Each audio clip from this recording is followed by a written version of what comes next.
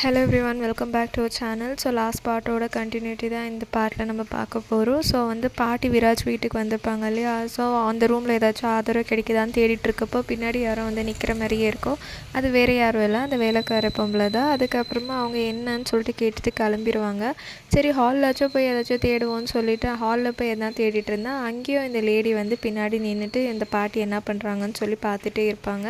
அப்போ இந்த பாட்டிக்கு இந்த வேலைக்காரியை வச்சுட்டு நம்ம எதுவுமே இங்கே தேடுறதுக்கு இல்லை அப்படின்னு சொல்லிட்டு சடனாக இவங்களுக்கு ஃப்ளாஷ் ஆகுது.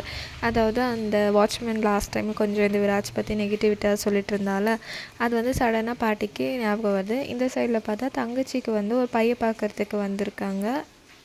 பையன் வீட்டிலேருந்து வந்திருக்காங்க. ஸோ அப்போ இந்த மாதிரி சொல்லுவாங்க, உங்கள் பொண்ணை எனக்கு ரொம்ப பிடிச்சிருக்கு, பொண்ணை கட்டி கொடுங்க. ஆனால் என்னென்னா என் பையன் ஒரு டிவோர்ஸி அப்படின்னு சொல்கிறப்போ அவங்க அப்பாவுக்கு ஒரு மாதிரி ஷாக் ஆகிடும்.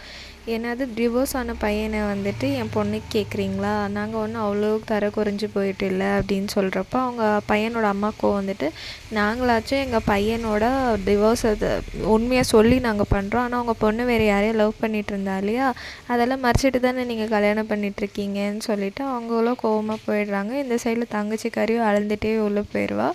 அதுக்கப்புறமா இங்கே பாட்டியை காட்டுறாங்க. பாட்டி இந்த வாட்ச்மேன் கிட்ட, இங்கே பாருப்பா உன்ன மாதிரி இன்னொரு பையன் இருந்தாலையா, இன்னொரு வாட்ச்மேன் இருந்தாலையா, அவங்க எங்கே அப்படின்னு கேட்குறப்ப தெரியல, அவங்கள பார்த்து ரொம்ப நாள் ஆயிடுச்சு, வீட்டுக்கு ஃபோன் பண்ணாக்கா கூட வரலன்னு சொல்கிறாங்க அப்படி இப்படின்னு சொல்லிட்டு அந்த வாட்ச்மேன் சொல்லிட்டு இருக்கப்போ, உனக்கு அவங்கள பற்றி எதுனா தெரியுமா அப்படின்னு கேட்குறப்போ, சரி உன் ஃபோனை கொடுன்றப்போ அந்த வாட்ச்மேன் கையில் தான் பிடிச்சிருப்பா. அதுக்குள்ளே பாட்டி டக்குன்னு எடுத்துகிட்டு ஓடிடுவாங்க.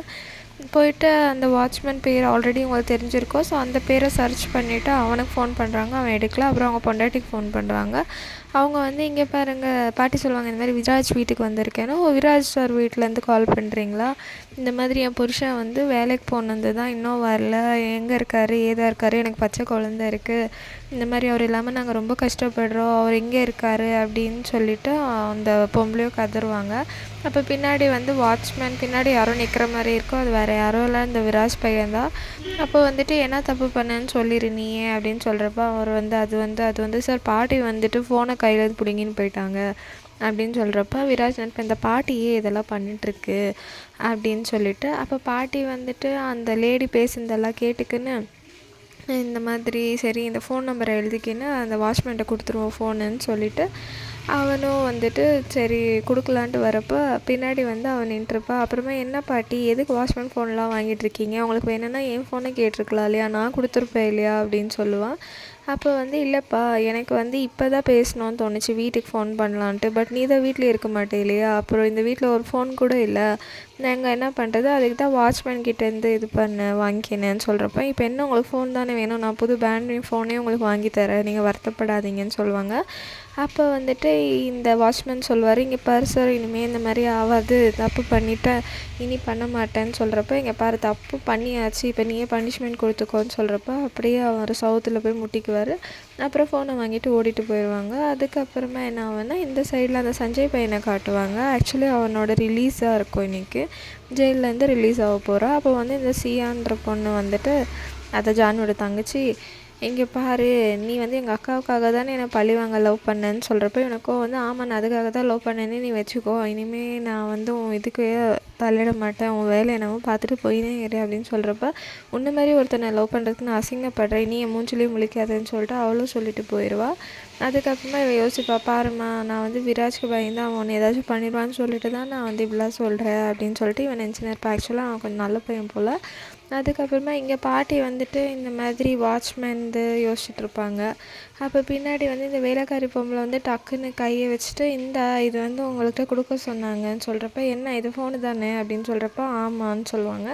அது மாதிரி சரி குளிச்சுட்டு எல்லாம் நான் பார்த்துக்கிறப்போ அப்படின்னு சொல்லிட்டு பாட்டி வாங்கி வச்சுக்குவாங்க. அதுக்கப்புறமா அந்த ஃபோனை வாங்கிட்டு சடனாக ஜான்வி ரூமுக்கு போயிட்டு, இங்கே பாருமா ஜான்வி, உன்கிட்ட ஒரு முக்கியமான விஷயம் பேசணும், நீ நினைக்கிற மாதிரி உன் புருஷன் ஒன்றும் நல்லவெல்லாம் கிடையாது, அவனை பற்றி வாட்ச்மேன் தப்பாக இந்த மாதிரி சொல்லியிருந்தா அதை நான் என் காலதால் கேட்டேன் அப்படின்னு சொல்கிறப்ப ஜான்வி சொல்லுவான், இங்கே பாருங்கள் எதுக்கு எப்போ பாரு என் புருஷனை பற்றி தப்பாக பேசுகிறாங்க, ஏன்னா இப்போ தானே அவன் கொஞ்சம் ப்ரெக்னென்ட் ஆனது கொஞ்சம் நல்லா பிஹேவ் பண்ணிகிட்ருப்பான், அதனால இது பாட்டிக்கு என்னென்ன உண்மை தெரியுமா அவனை பற்றி எல்லாம் சொல்லும். பட் ஜான்வி நம்ப மாட்டான். அதெல்லாம் ஒன்றும் இல்லை, என் புருஷன் அந்த மாதிரி இல்லை, நீ சும்மா அவனை பற்றி நெகட்டிவிட்டியாக பேசாதன்றப்ப இரு நான் உனக்கு இப்போயே ப்ரூஃப் பண்ணுறேன் அப்படின்னு சொல்லிவிட்டு அந்த வாட்ச்மேனோட பொண்டாட்டிக்கு மறுபடியும் ஃபோன் பண்ணி இங்கே பாருமா அப்போயே என்கிட்ட என்னென்னலாம் சொன்னியோ அதெல்லாம் மறுபடியும் சொல்லு அப்படின்னு சொல்கிறப்போ மறுபடியும் சொல்லணுமா, ஏது உங்கள் வீட்டு சார் விராஜ் சார் வந்து என் புருஷனை வந்து துபாய்க்கு அனுப்பிட்டாராமா, அதனால் எங்கள் ஃபேமிலி ஃபுல்லாகவே நாங்கள் ரொம்ப ஹாப்பியாக இருக்கோம், அவர் வந்து எங்களை வாழ வச்ச தெய்வம் அப்படி இப்படின்னு சொல்லிவிட்டு அந்த வேலைக்காரி ஏதோ சொல்லிகிட்டே இருக்கா. அப்போ வந்து பாட்டி சொல்லுவாங்க, நீ என்ன லூஸ் மாதிரி பேசுகிற, நீ இப்போ தானே சொன்னேன் அவர் வீட்டுக்கே வரல அப்படி இப்படின்னு சொல்லிட்டு இப்போ என்னென்னா விராஜ் சார் நல்லா பார்த்துக்கிறாருன்ற மாதிரி சொல்லிட்டு இருக்கேன்னு சொல்கிறப்ப நடந்தது தானே சொல்ல முடியும்னு சொல்லிட்டு கட் பண்ணிடுவாங்க. அப்போ இதெல்லாம் இவங்க பேசினுக்கிறது எல்லாமே வந்து இந்த விராஜ் வந்து கேமராலேருந்து பார்த்துன்னு, பாட்டி எனக்கு தெரியும் இந்த மாதிரி வேலை நீ பண்ணுவேன், அதுக்கு தான் நான் முன்னாடி அரேஞ்ச் பண்ணிட்டேன் அப்படின்னு சொல்லிட்டு இங்கே என்ன ஆயிடுச்சுன்னு பார்த்தாங்கன்னா அந்த வாட்ச்மேனோட ஒய்ஃப் கிட்டே போய் இந்த போலீஸ்காரர் இருக்காளே அந்த விராஜோட ஃப்ரெண்டு அவள் போய் மிரட்டின்னு இருப்பாள், இங்கே பாரு யார் கேட்டாலும் நீ இந்த மாதிரி தான் சொல்லணும், இல்லைனாக்கா நீயும் உங்கள் குழந்தையும் நான் சும்மா விட மாட்டேன் அப்படின்னு சொல்லிவிட்டு அந்த பொம்பளை மிரட்டிட்டு இந்தான்னு சொல்லிவிட்டு கொஞ்சம் காசு எடுத்துன்னு போய் அவகிட்ட கொடுப்பா. அதுக்கப்புறமா இங்கே பார்த்தாக்கா ஜான்வியை காட்டுறாங்க, அவங்க ஃபுல் ஃபேமிலியும் வந்திருக்கோம் அவள் வீட்டுக்கு. அப்புறமா இங்கே பாருமா ஒரு நல்ல விஷயம்னு சொல்கிறப்ப என்ன நல்ல விஷயம்னா நம்ம வீட்டில் கூட சீக்கிரம் கல்யாணம் ஆக போகுது அப்படின்னு சொல்லுவாங்க. யாருக்கு கல்யாணம்னு பார்த்தா அந்த சியா பொண்ணுக்கு தான், இவர் தான் மாப்பிள்ளைன்னு சொல்லிட்டு காட்டுவாங்க.